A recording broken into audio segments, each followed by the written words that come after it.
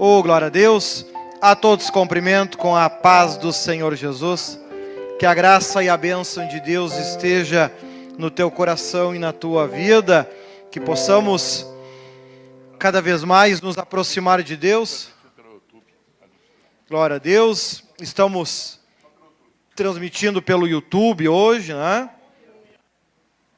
Mas seguimos levando a palavra de Deus de todas as formas que Deus nos permitir, graças ao bom Deus. Abra sua Bíblia no livro de Mateus, capítulo 21 e versículo 33. Mateus 21, 33. Lembrando que amanhã de manhã nós temos o estudo bíblico, das 8 às 10. Dizem que amanhã é feriado, mas aí eu fico pensando, vai que Jesus volta amanhã. E a gente fica em casa porque é feriado. Não. Deixa eu garantir a minha parte, né? Com a graça de Deus, livro de Mateus, capítulo 21, versículo 33, vamos estar estudando mais uma parábola de Cristo. Glórias a Deus, aleluia. Assim diz a palavra do Senhor. Eu vou ler os primeiros versículos, depois pouco a pouco a gente vai avançando. Olha só o que diz. Mateus 21, 33. Ouvi ainda outra parábola. Houve um homem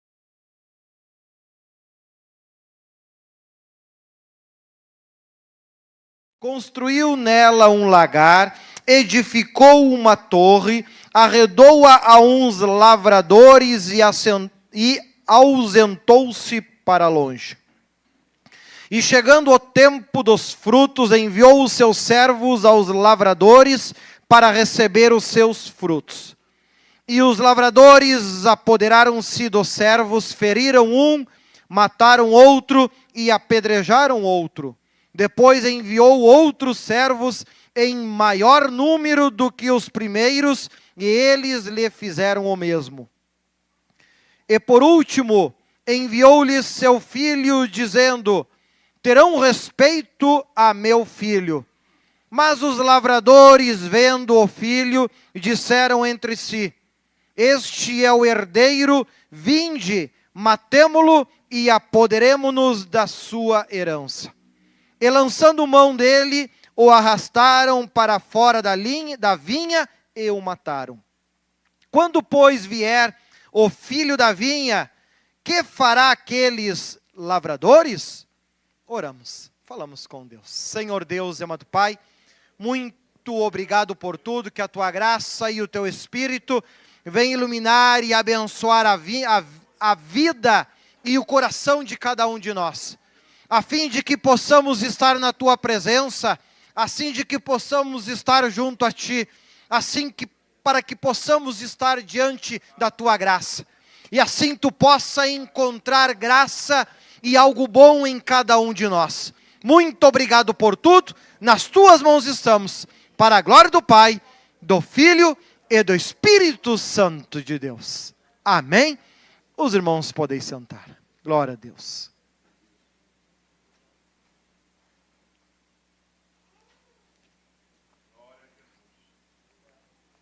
Oh, glória a Deus. Aleluia. É uma característica de Cristo pregar muito mais por parábolas do que de forma direta. Ao longo dos evangelhos, a gente descobre um Cristo que foi duro com a igreja por 2 vezes. No início do seu ministério, ele entrou no templo e virou as bancas. Lá no final do seu ministério, repetiu. Mas na maioria das vezes não era uma característica de Cristo esta agressividade sempre constante, não era uma característica dele. Ele nem mesmo era reconhecido por isso. Mas ele falava muito em parábolas, chamando muito a questão do que Paulo depois fala, do examine-se o homem a si mesmo.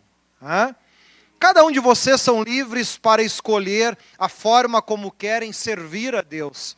Cada um de vocês são livres para decidir quando querem estar na igreja, quando não querem estar. São livres até mesmo para decidir quando têm condições de vir à igreja ou quando têm bons motivos para não vir. Não creio que aqueles que por hora não puderam vir à igreja hoje, que esta noite Deus vai lá bater na porta deles e cobrar deles por que não vieram da igreja. Dificilmente isso vai acontecer. Porque eu e você somos livres para escolher qual a fé nós queremos construir.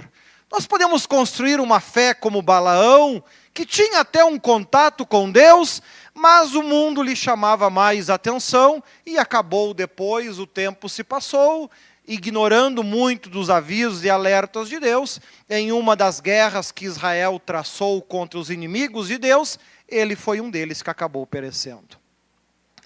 Deus, como aqui nós vimos, este pai de família, ele construiu uma vinha, construiu uma torre, construiu um tanque para amassar as uvas, deixou tudo organizado e perfeito e cedeu esta vinha para alguns lavradores. Esses lavradores somos eu e você. Deus construiu esta terra, Deus criou o oxigênio que a gente gratuitamente respira todos os dias. Deus criou a água para matar a nossa sede. Deus criou todos os tipos de frutas e alimentos dos mais diversos. Deus criou até mesmo o tempo. Até mesmo o tempo é uma criação de Deus. Não faz sentido dizer, mas quando Deus nasceu? Como quando Deus nasceu? Se até o tempo é uma criação dele, né? Então perceba como nós, todos os dias, independente de você que de casa assistindo, mesmo que você não seja crente, mesmo que você não acredite em Deus, e é um direito seu, até mesmo ignorar esta verdade, mas é um direito nosso, porém, mesmo não acreditando, estaremos fazendo uso de tudo aquilo que Deus um dia criou e confiou a nós. A gente vê ao longo da Bíblia algumas características que marcam os ensinamentos que vêm de Deus. Um deles é quando, uma característica muito comum é os números, múltiplos de 3, de 7, de 40, ele sempre gostou muito disso, e inclusive aqui no texto a gente observa ele citar 3 situações diferentes. A primeira, ele mandou alguns servos para ir colher os frutos que cabia a ele receber. Vemos que lá em João, isso é inclusive repetido ao Cristo dizer o seguinte: não foram vocês que me escolheram, mas eu escolhi a vós, e os nomeei para que vades e deis frutos, e frutos que permaneçam, a fim de que tudo que pedirem com fé, crendo, recebereis. Então lá João já nos deu uma pista que o fruto que a parábola aqui está se descrevendo são as atitudes e comportamentos que a gente vai ter. Quando você vai a uma fruteira e você vai lá comprar frutos, vai comprar uma maçã. Você não espera chegar lá e comprar uma maçã perfeita. Ou melhor, eu vou lá, vou comprar 10 maçãs, e eu só vou comprar se as 10 forem perfeitamente iguais. Quem é que faz isso? Ninguém. Porque se você fizesse isso, você ia sair da fruteira sem maçã nenhuma. Deus não espera que eu e você venhamos ser perfeitos. Porque o próprio João mesmo, em uma das suas cartas, diz que aquele que não peca mente, engana-se a si mesmo. Agora, quem é que levanta de manhã e diz, eu estou com uma vontade de comer uma maçã estragada, eu vou lá comprar uma bem podre? Quem é que faz isso? Que banana podre linda, esta eu vou comprar e levar para casa. Quem é que faz isso? Ninguém? Deus também não. Se Ele olhar para mim e para você e ver só obra ruim, Ele vai nos querer no céu? Não, da mesma forma que tu não quer esta maçã, esta banana, esta fruta estragada lá na tua casa. Percebemos então que a fruta pode não ser perfeita, mas ela tem que ser agradável aos olhos. Deus, quando vem e olha para as nossas obras, Ele não busca que a gente venha a ser perfeito, Ele sabe que nós não somos. Agora, Ele quer que a gente seja agradável aos seus olhos. Ele criou um mundo perfeito, perfeito tanto quanto Ele é. Um mundo que há milhares de anos, milhares e milhares de anos, quase 6.000 anos, se vamos nos basear aí pela palavra de Deus, e um mundo que sempre funcionou perfeitamente sem a interação de ninguém. O ser humano não precisa fazer nada, inclusive quando ele não faz nada, o mundo vai até melhor. Funciona muito melhor. Porque é perfeito aquilo que Deus criou.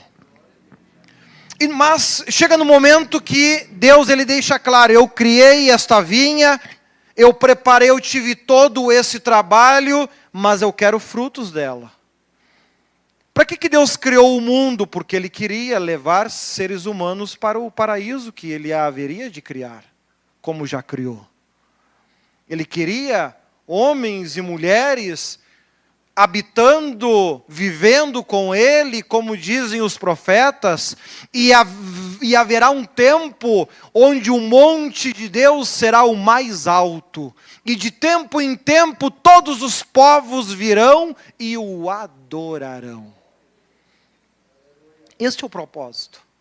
Ele criou tudo isso justamente com esse propósito, para que Ele conseguisse colher pessoas que produzindo bons frutos, o pudessem um dia estar diante deste monte e o adorar. Ao longo da vida, eu e você estamos fazendo o tempo todo escolhas. Ser a maçã em destaque na fruteira, ou ser aquela bichada estragada. Somos livres para ser quem nós quisermos, livre-arbítrio.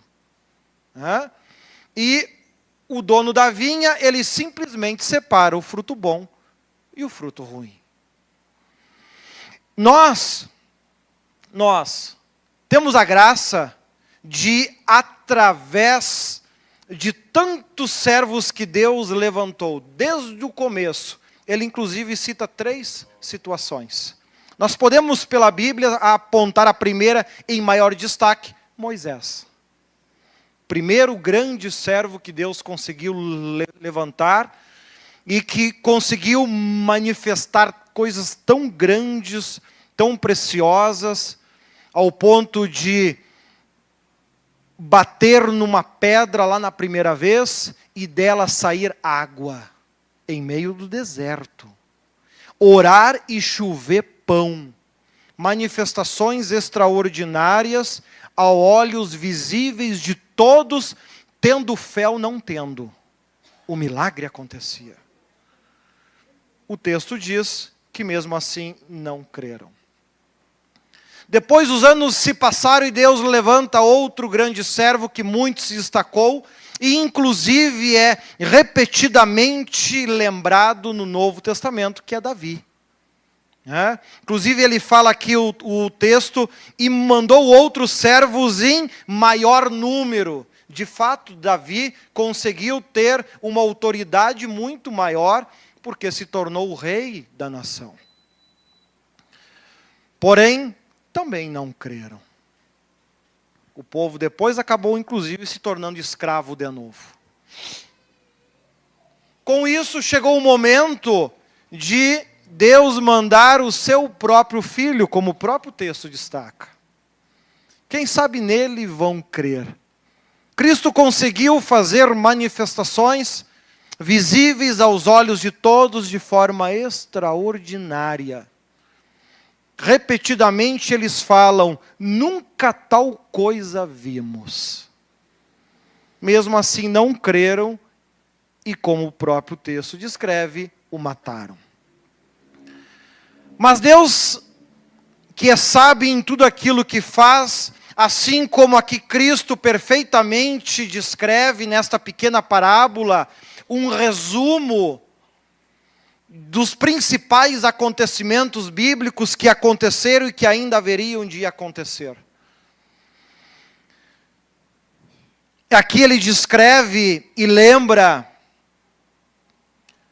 e ainda pergunta: e quando vir o Senhor, o dono disso tudo, o que fará com estes maus? Ah, ele vai ter pena. Ah, ele vai ter piedade. Ah, ele vai ficar com dozinho. Ah, ele vai ficar com dozinho de mim. É isso que diz a Bíblia. Versículo 41. Dará afronta, morte aos maus, e arrendará a vinha a outros lavradores, que a seu tempo deem os frutos. E inclusive a Bíblia fala em Apocalipse que esta morte, né, que aqui está se referindo, é a segunda morte, que é inclusive o inferno. Então nós estamos ao longo do nosso tempo de vida, seja ele curto ou longo, fazendo escolhas, tomando decisões que nós vamos demonstrar para Deus: eu sou uma fruta boa, perfeita não, perfeita não. Ninguém vai, eu vou na fruteira hoje, vou comprar um pé de alface, ele tem que ser perfeito, todas as folhas têm que ser igualzinhas, senão não compro. Irmão, ninguém é tolo assim. Agora tem que ser algo bonito, né? Ninguém vai pegar um pé de alface podre, murcho e levar para casa. Deus não está esperando que você seja perfeito. Não, de forma alguma. Agora você tem que ter qualidades que chamem a atenção de alguém como ele. Aí nós poderíamos citar, é claro que não vamos ler, senão ficaria muito longo, mas nós poderíamos ler, por exemplo, os frutos do Espírito. Quais são as qualidades e características que Paulo cita que o Espírito Santo tem e que nós deveríamos ter para chamarmos a atenção de Deus? Eu acho lindo algo que o apóstolo Paulo diz, que onde abundou o pecado, superabundou a graça de Deus. Porém, eu entendo que isso é uma grande responsabilidade minha e sua. Porque Paulo, quando ele está dizendo isso, onde abundou o pecado, superabundou a graça de Deus. Poderíamos dizer da seguinte forma: muito eu já errei na vida, mas na hora de fazer algo para Deus, eu fiz muito mais. Onde abundou o pecado, superabundou a graça de Deus. Paulo, ao longo de toda a sua vida, ele errou, falhou, sim, porém na hora de acertar com Deus, ele botou toda a vontade, todo o amor, todo o carinho, todo o desejo, para poder ser diante de Deus alguém importante, alguém que Deus tivesse prazer de conhecer, de conviver, e o resultado é que até os seus últimos dias, citado ali em Atos, Paulo foi uma pessoa guiada por Deus. Quando todos os crentes com medo diziam: não vai porque estão querendo te matar, Paulo podia dizer: não, essa noite Jesus ele esteve no meu quarto, ele disse que eu posso ir, que não vai me acontecer nada, porque eu ainda tenho que pregar em outro lugar depois. E ele ia tranquilo, guiado por Deus. Ou seja, então, quando nós nos tornamos, ou melhor dizer, nós nos propomos ser uma fruta que chama a atenção de Deus, que tenha qualidades que chamam a atenção de Deus, o Espírito Santo ele vai fazer em nós aquilo que nós não temos condições de fazer. Aonde nós somos falhos e sozinhos nós não conseguiríamos fazer, Ele vai nos ajudar a fazer. Ele vai nos ajudar a transpor as situações e os momentos difíceis que forem nos impostos, seja pelas nossas emoções, seja pelo nosso coração malvado e perverso, que ama excessivamente, que guarda raiva excessivamente, que tem ciúmes de forma descontrolada. Ali entra o Espírito Santo para nos ajudar a equilibrar tudo isso. E ele continua ainda dizendo, olha lá do versículo 42 em diante, né? Inclusive está ali no telão, disse-lhe Jesus: nunca lestes nas Escrituras a pedra que os edificadores rejeitaram, essa foi posta por cabeça do ângulo. Pelo Senhor foi feito isso e é maravilhoso aos nossos olhos. 43. Portanto, eu vos digo que o reino de Deus vos será tirado e será dado a uma nação que dê os seus frutos. Então observa que nesses 2 versículos ele está repetindo aquilo que foi mencionado ali no 41, dizendo que Deus busca em nós resultados. E tu sabe que quando se refere a Deus, não é apenas fazer, não é apenas realizar, não é apenas estar dentro da casa de Deus, não é apenas trazer o seu dízimo, é aprender a amar isso que faz. O apóstolo Paulo, ao longo do seu trabalho, ele ensinava e dizia: tudo que nós fizermos para Deus, seja feito não por força ou por violência, mas por amor. Como é que eu posso te obrigar a amar e estar na casa de Deus? Não tem como. Como é que eu posso te obrigar a amar, ler as Escrituras? Eu posso te obrigar a ler a Bíblia, não te obrigar a amar isso. Então veja que quando Deus inteligentemente propõe tudo isso, Ele ainda deixa esta responsabilidade de salvação individual. A salvação é individual, porque eu, como pastor, eu poderia obrigar os meus obreiros a estarem dentro da igreja. Eu não consigo obrigá-los a amar estar dentro da igreja. E para Deus o que importa? Amar estar dentro da igreja. Eu poderia obrigá-los a decorar a Bíblia. Eu não poderia obrigá-los a amar conhecer a Bíblia. E para Deus o que é que importa? Amar conhecer a Bíblia, amar estar na igreja, amar fazer tudo aquilo que realiza para Deus, como na semana passada, na festa. Cada um desempenhou o seu trabalho, cada um desempenhou o seu papel, cada um desempenhou as suas funções da melhor forma que pôde, perfeitas. Quem sabe não, somos seres humanos. Agora, se houve amor no momento que fez, isso é algo agradável a Deus. Isso é importante para Deus, este amor. Porque isso eu não posso obrigar vocês a ter. É o Espírito Santo que tem que ajudar vocês a sentir isso.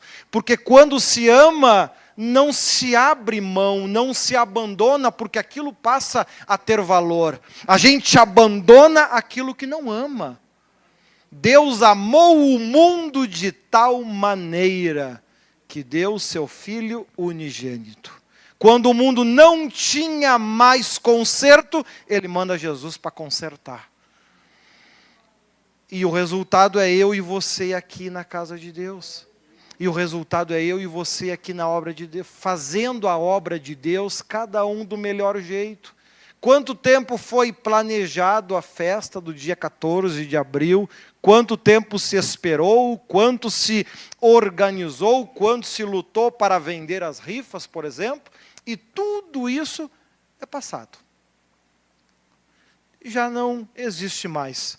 Já não interfere em nada mais na nossa vida. Hoje nós temos o Espírito Santo, que ainda pode ser buscado por mim e por você. Daqui a pouco ele também se tornará passado. Hoje eu e você ainda podemos sonhar em subir no dia da volta de Cristo. Daqui a pouco isso também será passado. E neste futuro passado, onde estaremos eu e você? Disse Cristo: onde estiver o coração do homem, ali também estará o seu tesouro. Você estará justamente onde o teu coração sempre desejou estar. Seja com Deus, seja aqui na terra. É uma escolha que a gente faz. É uma decisão que a gente toma e Deus vai escolher aqueles frutos que chamam a sua atenção, que tem aquilo que Ele muito mais gosta, e uma das qualidades que Deus mais gosta é o amor. É o amor.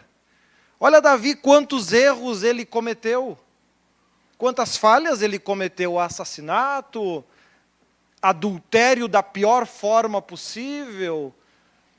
Fez ainda, mais adiante ainda, depois ele faz uma contagem de povo sem autorização de Deus, causa a morte de 70, 80 mil pessoas. Porém ele conseguia, mesmo com tantos erros, ao invés dele desanimar e dizer, eu não tenho mais jeito. Não, ele conseguia dobrar o seu joelho e orar, como ali em Atos, comecinho de Atos, não me lembro os versículos, mas os primeiros capítulos, 1, 2 ou 3 ali, ele relata uma oração que Davi fez. São 2 ou 3 versículos apenas. Uma oração muito curtinha, maravilhosa, incrível, a forma como ele conseguiu orar. O que era isso? Amor por Deus, relacionamento com Deus. Não é em vão que Jesus é lembrado como Jesus, filho de Davi.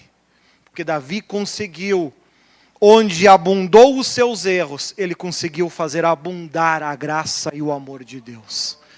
Então que nós possamos conseguir perceber, Deus está apenas olhando para cada um de nós, e vai chegar um dia no juízo final, onde vai escolher os frutos que agradam aos seus olhos e descartar os frutos que não agradam aos seus olhos. E ele não ficará com pena de descartar esses frutos ruins, assim como aquele que planta uva. Será que se a gente for num parreiral, a gente vai encontrar algum agricultor que chora porque teve que botar 4 grãos de uva fora porque estavam feios? Você vai encontrar alguém que faz isso?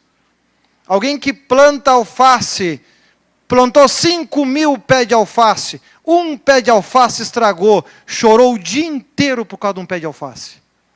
Vocês que são da agricultura já choraram por causa de um pé de alface? De uma árvore cheia de nozes, 10 nozes estragaram, você chorou o dia inteiro por causa de 10 nozes.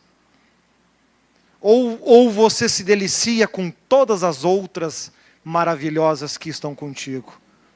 Assim será um dia, Deus, quando todas as coisas se cumprirem. Não haverá motivo para choro, haverá motivo para festa, haverá motivo para...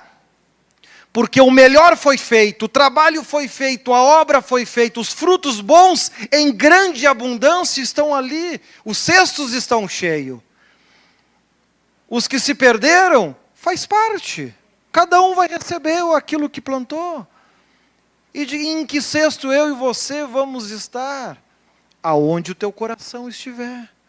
Nós escolhemos hoje. E ele continua dizendo, olha ali do versículo...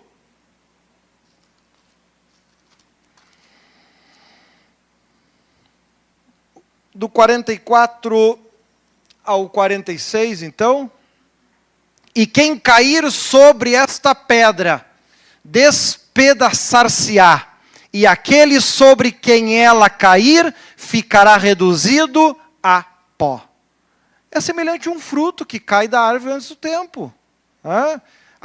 Você plantou uma árvore, cuidou, adubou, dá um vento, e esta árvore derruba alguns frutos, aí você vai e chora porque caiu algumas laranjas antes do tempo.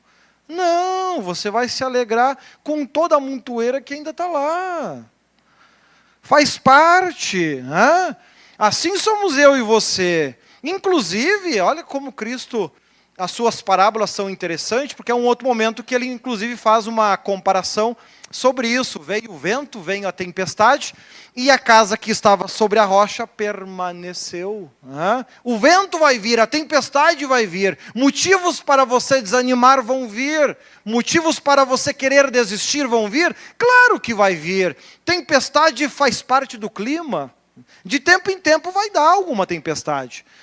O importante é, se nós estivermos bem agarrados à árvore, a gente será como a maioria das frutas que não caem. E ele continua falando, olha ali para completar então, 46. E os príncipes dos sacerdotes e os fariseus, ouvindo estas palavras, entenderam que falava deles. E pretendendo prendê-lo, recearam o povo porque tinham por profeta. Agora examine o teu coração. Neste momento, depois que eu lhe preguei essas palavras, você está com raiva de nós ou sentindo a presença de Deus? Se você está sentindo a presença de Deus, você é melhor que estes homens que estavam ali querendo prender Jesus. Você ainda é uma fruta boa que está agarrada no pé, não caiu de lá ainda não. Então, valoriza isso, não deixa o diabo encher teu coração, que você não tem valor. Não, você ainda está agarrado no pé, ainda sente o Espírito Santo na tua vida. A seiva da árvore, que é Cristo, ainda está chegando em você. Então, melhore a cada dia. Permita que, se você cometeu erros, então faça algo por Deus que seja maior do que os erros que você comete. E deixe o Espírito Santo ir te moldando pouco a pouco. Como ele fez com Pedro, como ele fez com Paulo, como ele fez com tantos outros servos do passado, como ele fez com Moisés, que cometeu os seus erros, tanto é que também não entrou na terra prometida, mesmo depois de tudo que fez, mas alcançou a salvação e partiu com Deus. Tanto é que o próprio anjo depois protege o seu corpo, como Judas descreve lá no penúltimo livro da Bíblia. Então, enquanto você ainda consegue sentir a presença de Deus em um culto que você vem, faça bom uso disso. Deixe Deus te transformar. Como diz o apóstolo Paulo, não olho para as coisas que para trás ficam. Olho para o alvo. Olho para a cruz. Olha para frente, não olha para trás. Olha para Cristo. Daqui a pouquinho a gente vai ter a graça, quem sabe, de deitar e só acordar no céu, hein? Que coisa boa. Tristeza para aqueles que ficam aqui, quem sabe, né? Creio que que o outro vai chorar por nós. Agora, vai ter festa no céu por estar nos recebendo. E é isso que importa, nós conseguirmos manter a essência de Deus na nossa vida e vamos enfrentando um problema depois do outro. Assim como a festa que foi tão esperada por nós já é passado, as lutas e problemas que hoje a gente enfrenta, daqui a pouquinho já nem farão mais efeito, já será um passado distante. Que Deus te ilumine, que a graça de Deus esteja no teu coração e na tua vida. Que ao você se olhar no espelho, você possa enxergar alguém que Deus ainda tem interesse. Por isso que você ainda consegue sentir o Espírito Santo, você consegue ainda sentir a presença de Deus, porque você ainda não caiu da árvore. Aproveita bem isso, fica agarrada nela. Não deixe que o vento fale mais alto, não deixe que o medo, que o julgamento errado. Tem pessoas que às vezes se julgam demais. Não perca tempo se julgando. Procure ser melhor a cada dia. Olhe para aquilo que é bom, não para aquilo que é ruim. Se a gente fica só olhando para aquilo que é ruim, a gente se acostuma só com o que é ruim e o que não presta. Começa a olhar para aquilo que é bom.